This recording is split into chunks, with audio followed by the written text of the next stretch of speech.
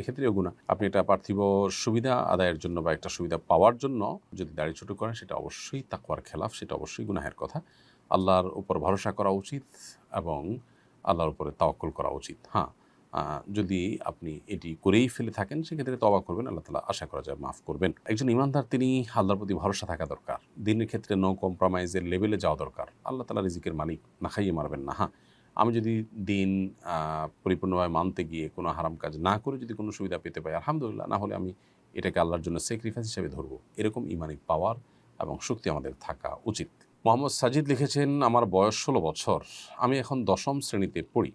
আমি সুন্নত অনুসরণ করে দাঁড়িয়ে রেখেছি, কিন্তু অনেকেই আমাকে কটূক্তি করে। কেউ কেউ বলে দাড়ি ছোট করে রাখো, আবার কেউ নিজের মায়ের দোহাই দিয়ে বলে দাড়ি কেটে ফেলো। আমি খুবই মানসিক কষ্টে থাকি, এখন আমার করণীয় কী? ভাই সাজিদ, আপনি যেই পরিবেশে আছেন, আপনি ইয়াং মানুষ, ১৬ বছর বয়স মাত্র। সেখানে যারা আপনাকে এই সমস্ত কথা বলছে, তারা দিন বা ইসলাম সম্পর্কে, আল্লাহর প্রতি ঈমান আখিরাত সম্পর্কে তারা খুব বেশি ওয়াকিফাল নন। তাদের এই অজ্ঞানতা ও মূর্খতার কারণে তারা এই সমস্ত কথা বলছে। বিধায় আপনার কর্তব্য হবে এ ধরনের এনভায়রনমেন্ট, এ ধরনের পরিবেশ, এটাকে এড়িয়ে চলা। এরকম বন্ধু এবং সঙ্গীদেরকে আপনি আপনার জীবনসঙ্গী হিসাবে, বন্ধু হিসাবে গ্রহণ করুন, যারা আপনার সাথে এ ধরনের আচরণ করবে না, যারা অন্তত আল্লাহর ভয় তাদের অন্তরে থাকবে। মনে রাখবেন, ভালো কাজ যখন মানুষ করতে যায়, এ ধরনের বাধা আসে। আমাদের নবী সাল্লাল্লাহু আলাইহি ওয়াসাল্লামের প্রতি প্রচুর বাধা এসেছে। আপনি হয়তো বয়স কম হওয়ার কারণে আপনার জন্য সহ্য করাটা কষ্ট হচ্ছে। সেজন্যই আমি বলেছি যে এ ধরনের পরিবেশ থেকে নিজেকে দূরে সরাবার চেষ্টা আপনি অব্যাহত রাখুন এবং আপনি অটল থাকুন। মনে রাখবেন, পৃথিবীতে নিজের পথ, সঠিক পথের উপরে যে যত অটল থাকতে পেরেছে, আল্লাহ তাকে তত বেশি সম্মানিত করেছেন এবং সাকসেস করেছেন।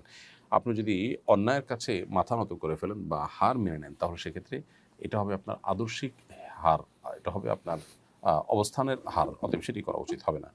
এমডি ফজলে রব্বি কিং, আপনি আইডি থেকে লিখেছেন, নতুন ঘর করার সময় প্রথম খুঁটির নিচে স্বর্ণ রূপা ধুয়ে পানি এবং কলাপাতা সহ বিভিন্ন জিনিস দিয়ে দেয়া জায়েজ আছে কিনা?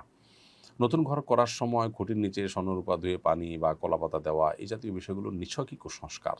একজন মুসলিম কুসংস্কারাচ্ছন্ন বিশ্বাসী হতে পারেন না।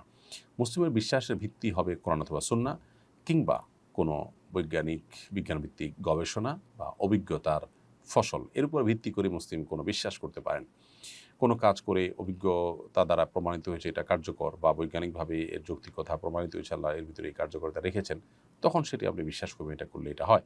কিন্তু এরকম কোনো কিছু ছাড়া জাস্ট আপনি কল্যাণের আশায় নতুন ঘর করার সময় এই স্বর্ণের উপর পানি ধুয়ে দিলে এটাতে বরকত হয়, কল্যাণ হয়, এগুলো বিশ্বাস করলে সেটা অবশ্যই কুসংস্কারের জন্য বিশ্বাস এবং এক ধরনের শিরকি বিশ্বাস, যেগুলো আপনার লাভ ক্ষতি করতে পারে এরকম মনে করা।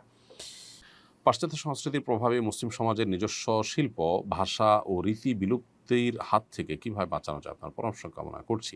নিজেদের সংস্কৃতির চর্চা প্রচুর পরিমাণে হওয়া দরকার এবং নিজেদের সংস্কৃতির ধারণ এবং বহন, এটা নিজেদের মধ্যে, নিজেদের সন্তানদের মধ্যে, আশপাশের সব জায়গায় প্রতিষ্ঠিত করার চেষ্টা করতে হবে। সেই সাথে পশ্চিমা সংস্কৃতির অসারতা, সেগুলো সমাজে মানুষের মধ্যে তুলে ধরতে হবে, মানুষকে সজাগ করতে হবে এবং সেটা যে আমাদের জন্য বিধ্বংসী, সেটারও নানামুখী ব্যাখ্যা বিশ্লেষণ মানুষকে দিতে হবে। এর মাধ্যমে আমাদের সমাজকে বাঁচাবার আপ্রাণ চেষ্টা করতে হবে ইনশাআল্লাহ তাআলা।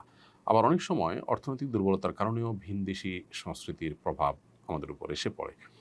অতএব একদিকে দিনই শিক্ষার ব্যাপক বিস্তার, সেটি যেমন ঘটাতে হবে, অপরদিকে নিজেদের কৃষ্টি কালচারকে ধারণ করা, বহন করা, সেটা চর্চা করার পরিমাণ বাড়াতে হবে এবং সেটার সাথে সাথে নিজেদের অর্থনৈতিক মুক্তির চেষ্টাও অব্যাহত রাখতে হবে, যাতে করে অন্যদের আর্থিক কোনো প্রকার সুবিধা দেওয়ার বিনিময়ে আমাদেরকে কোনো তাদের কৃষ্টি কালচার পুষতারা করতে না পারে।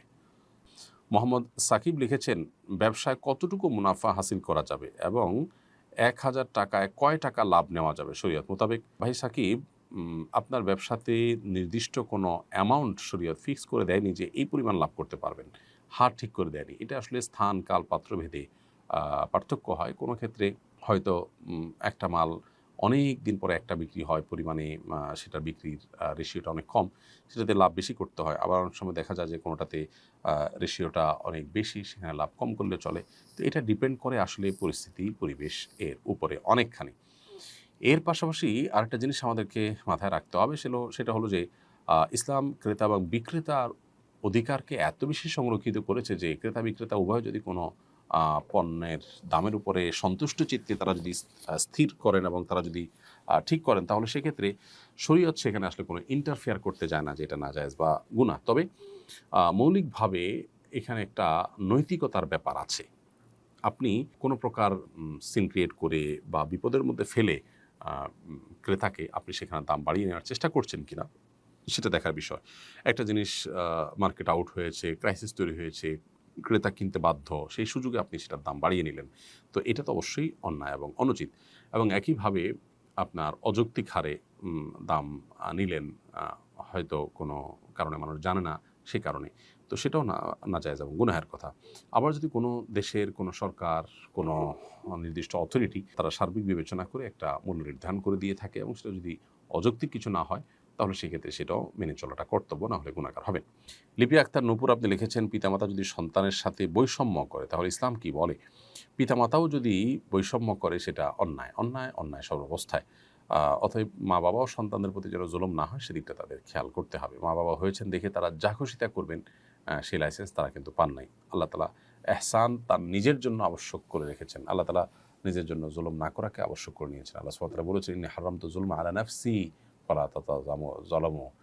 হে বান্দাগণ, আমি আমার নিজের প্রতি জুলুমকে হারাম করেছি। আল্লাহ নিজে জুলুমকে নিজের জন্য হারাম যদি করে থাকেন, তাহলে মা বাবার জন্য কীভাবে সন্তানের প্রতি জুলুম বা বৈষম্য করা হালাল হতে পারে? মহসিনা আক্তার মোমো আপনি লিখেছেন, আমার বাবার ৩ ভাই ২ বোন। আমার বাবা মারা গেছেন ১ বছর হয়েছে, কিন্তু এখনও আমাদের প্রাপ্য জমি বুঝে দিচ্ছেন না। আমার প্রশ্ন হচ্ছে, আমার বাবার কেনা জমি কি আমার চাচা এবং ফুফুরা পাবেন? বোন মহসিনা আক্তার, প্রথম কথা হলো, আপনার বাবার মৃত্যুর পর সেই সম্পদ ভাগ বন্টন করা এটা আপনাদের অধিকার। এখানে আপনার চাচা বা ফুফুরা তারা বাধা দেওয়ার কোনো নৈতিক কারণ নেই। কোনো ব্যক্তির মৃত্যুর পর তার যদি ছেলে মেয়ে থাকে, সন্তান থাকলে সেক্ষেত্রে ভাই বা বোন কিছু পান না। অতএব আপনার বাবার সম্পদে আপনার চাচা, আপনার ফুফুরা কিছুই পাবেন না, যেহেতু আপনারা বেঁচে আছেন। অতএব আপনার বাবার সম্পদ যদি হয়ে থাকে সেক্ষেত্রে এক্ষেত্রে আপনাদেরই অধিকার মূলত। মেয়ে মানুষ যদি আপনি একা হন, যে আপনার কোনো ভাই নাই, হ্যাঁ, তাহলে ভিন্ন হতো। কিন্তু আপনি যেহেতু ভাই আছে বলেছেন, তাহলে সেক্ষেত্রে তারা পাবেন না।